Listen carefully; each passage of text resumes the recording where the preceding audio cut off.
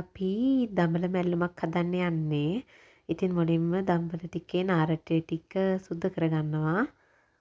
ඊට පස්සේ දම්වල ටික අපි සිහින්ව ලියා ගන්න ඕනේ.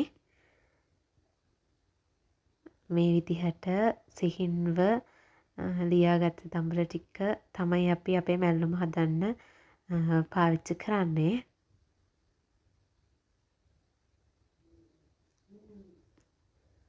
හොඳින් කපාගත්ත දම්වල ටික භාජනයකට දාලා වතුර ටිකක් දාලා දැන් අපි දම්වල ටික හොඳට සෝද ගන්නවා. ඉතින් අපි එකතු කරගන්න අමුද්‍රව්‍ය ටික දැන් අපි පොල් ටිකක් ගා ගන්නවා. දම්වල පොඩ්ඩක් නිසා මම පොල් පොඩ්ඩයි ගාගන්නේ. ඊට පස්සේ දම්වල ටිකට පොල් ටික එකතු කරලා දම්වල ටිකයි පොල් ටිකයි හොඳට අනා ගන්නවා. මේ මනා ගන්න දඹලයි පොල් ටිකටයි අපි මිරිස් කරල් ටිකක් එකතු කරගන්නවා. ඊට පස්සේ කරපිංචා ලුණු ටිකක් එකතු කරගන්නවා.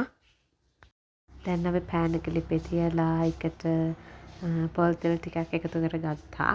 තෙල් හොඳට රත් වෙලාද බලන්න මම මුලින් සුදු ලුණු ටිකක් එකතු කරගෙන බැලුවා. ඊට පස්සේ මුලින්ම හාල් මැස්ස ටික දාලා හාල් මැස්ස ටික හොඳට බැදගත්තා. ඊට පස්සේ මම සුදු ලුණු ටිකක් එකතු කරගත්තා.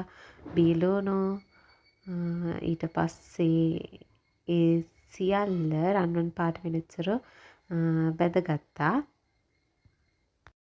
ඊට පස්සේ තියෙන්නේ අපේ පොල් ටික සමග එකතු කරගත්ත දඹල ටික එකතු කරගන්න.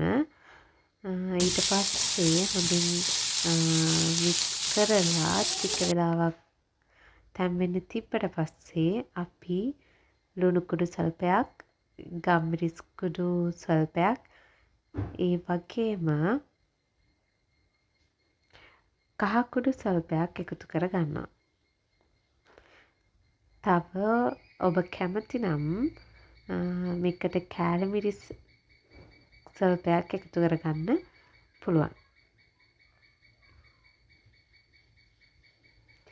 දැන් මේක අපේ දඹල මැල්ලුම හොඳින්